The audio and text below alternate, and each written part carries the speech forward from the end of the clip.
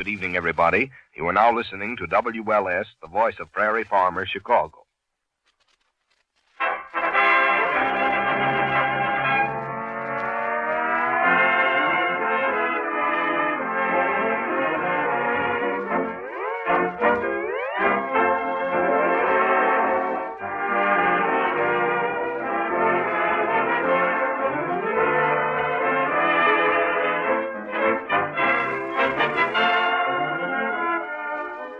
Good evening, everyone. The makers of Johnson's Wax let loose another lively load of laughter and lyrics with Rico Marcelli's orchestra, Kay Donner, Hugh Studebaker, and Marion and Jim as those sapient citizens, Fibber McGee and Molly.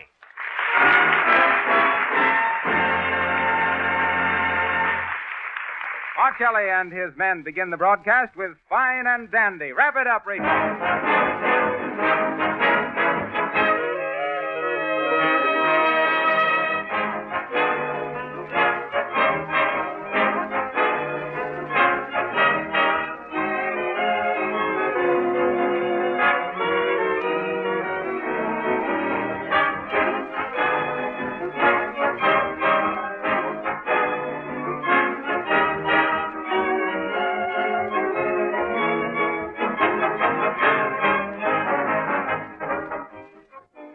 When you hear Marcelli's sparkling music, just remember that you can have sparkling floors and linoleum without any work of rubbing or buffing.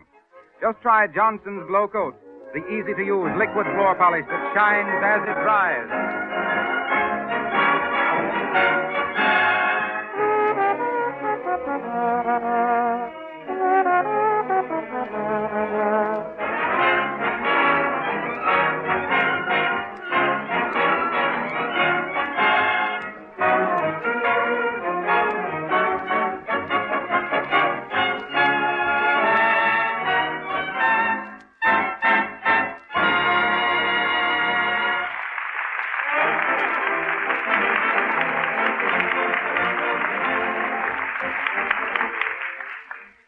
Once again, we wend our way to Wistful Vista via the wireless.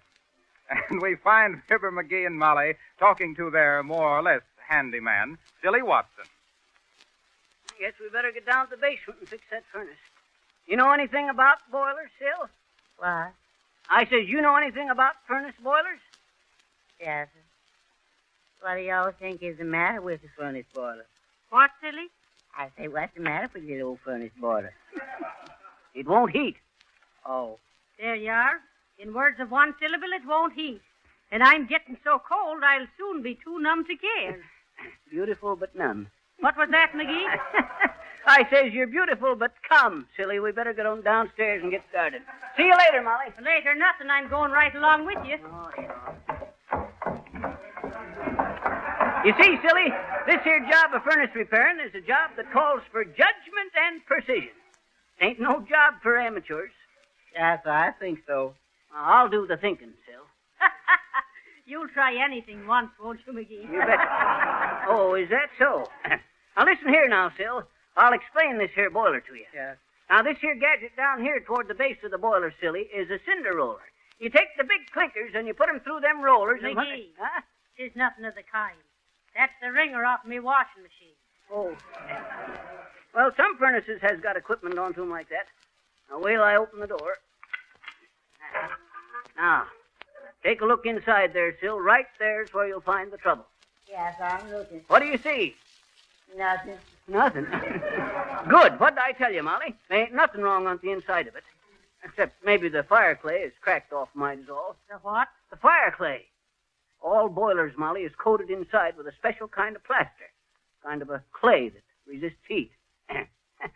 I used to be a kind of an expert on the fire clay myself. Fire Clay McGee, they called me in them days. Fire Clay McGee, the finest, fastest furnace fixer from Fresno to Florida. Oh. You want to hear about it, silly? No, sir. Well, sir, this here was way back in 1904. Yes. No. No. 1905 it was. Yes. No. No. 1903. Or was it 5? What? Let's see. They had to shoot old Bruno for killing the neighbor's sheep in 1902. Oh, the poor dog. What you mean, dog? Old Bruno was my uncle. Once removed. Well, I guess it was 1905 at that. I was just mixing up a batch of my patented McGee non-cracked fireproof fire clay one day into a big barrel, getting it to the right consistency. What? I says I was getting it to the right consistency. Oh, yes, sir. You got to do that. Well, sir, this here fire clay was just about right, like a thin plaster. When all of a sudden a bunch of tough kids come along, when my back was turned, they started throwing gobs of this here fire clay plaster at me. Well, sir, I finally thought they'd had enough fun, so I started to chase them. But shucks, I couldn't move a foot. That there plaster had dried on me so fast and so hard, I was just powerless to move my feet and legs. And when they seen that, they just laughed fit to bust and kept on pelting me. Gob after gob of that there plaster hit me. Smack, splash, smack, dab, on the shoulders, the arms, the neck, on the face, till I was completely covered up with that fast-hardening clay. How y'all get your breath, Mr. McGee? Huh? Well, by breathing real quick and winking fast, I kept my nostrils nice and closing up, but my mouth was sealed shut. Oh, and to think I wasn't there. Well, sir, after they finally flung all my special plaster onto me, that pack of kids left. The mud pack. Yes. You listening to this, silly? What? I says you getting the benefit of this here talk? Yes, sir. If there is any benefit, I get it. Good. Well, sir, there I stood, powerless to move a muscle. That there plaster getting harder and harder all the time. That was on a Tuesday. On Saturday morning, a feller come by with his gal, and he sees me. Hot dog, says he. Look, Bebby, he says, whoever done that statue knew what they was doing. You betcha, says she, real enthusiastic. It's good, all right, but is it art? And he says, sure, it's art. You can't tell what it means, can you?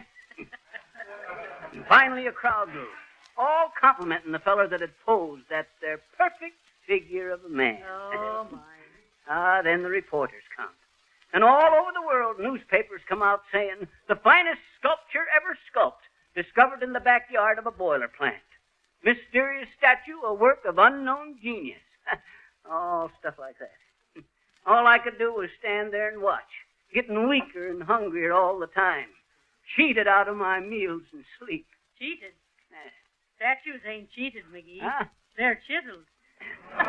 Well, sir, finally they hauled me away to an art museum and put me onto a pedestal, right next to the Venus de Milo. Now, listen, don't tell us she put her arm around you. And there I had to stand, day after day, millions of people staring at me. Why didn't y'all wink at somebody, boy? What say? I say, why didn't y'all wink them little eyes of yours at somebody? Oh, I did, twice. First time I caught a man's eye and winked, and he just says, "Hi, George, ain't that statue lifelike?" Second time I winked at a gal, and she slapped my face and broke 2 fingers on her right hand. Oh, my. Well, sir, one day, just as my strength was leaving me, I give one supreme effort, leaned forward and strained every muscle under the plaster, and crash onto the floor I fell, smashing that fire clay coating off into a million pieces. I was saved. It was no time till they had me in the hospital, nursing me back to health. Well, why didn't you all sue that museum, boy? Sue, I did. They threw the case out of court. On what grounds, McGee? Shucks. They claimed my testimony wasn't reliable. Said I'd been plastered for 2 weeks. Come on there,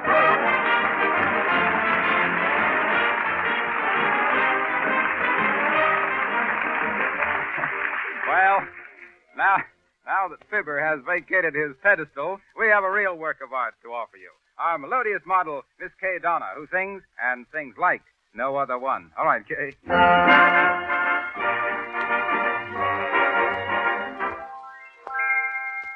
No other one, yes, no other one can ever do what you do when you do what you do, kissing me.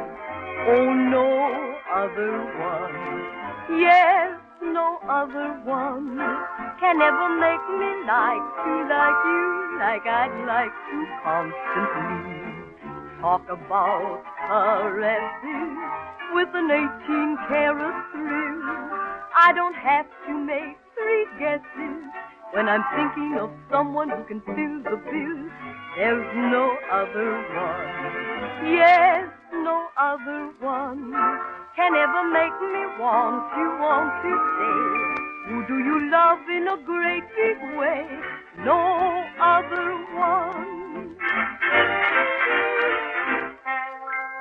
No other one. There isn't any other one can ever do what you do when you do what you do, kissing me. There's no other one. There's no other one can ever make me like you like I'd like to constantly talk about those sweet caresses with an 18-karat feel. I don't have to make 3 guesses when I'm thinking of someone who can seal the bill. No other one, there's no other one can ever make me want to say, who do you love in a great big way? There'd better be no other one. There'd better be no other one.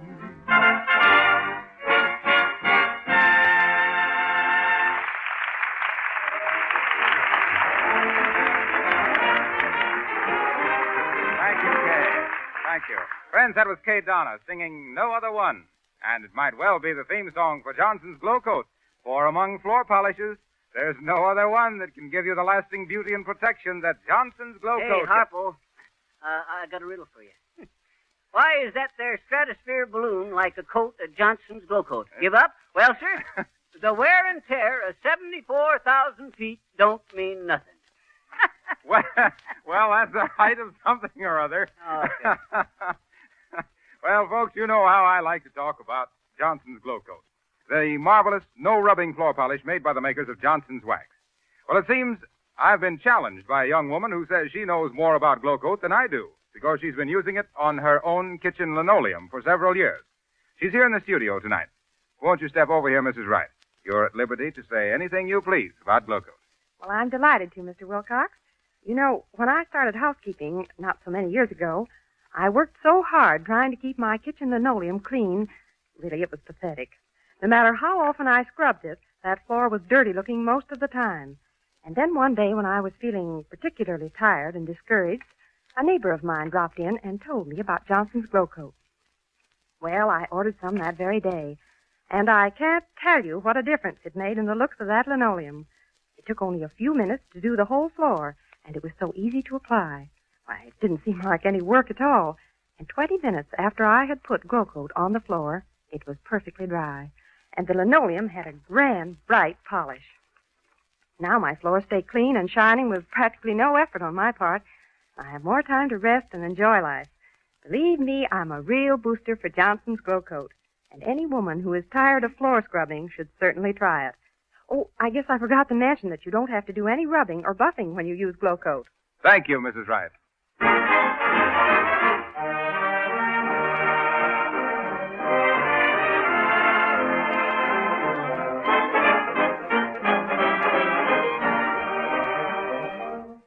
Treasure Island, a grand number in 4 tempos.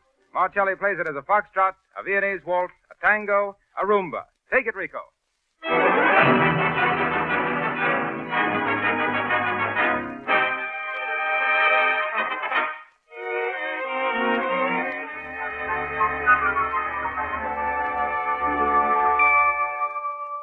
I sailed away to Treasure Island, and my heart stood still when I landed on the silvery shore. I looked for gold on Treasure Island, and I found that gold when you gave your golden love to me.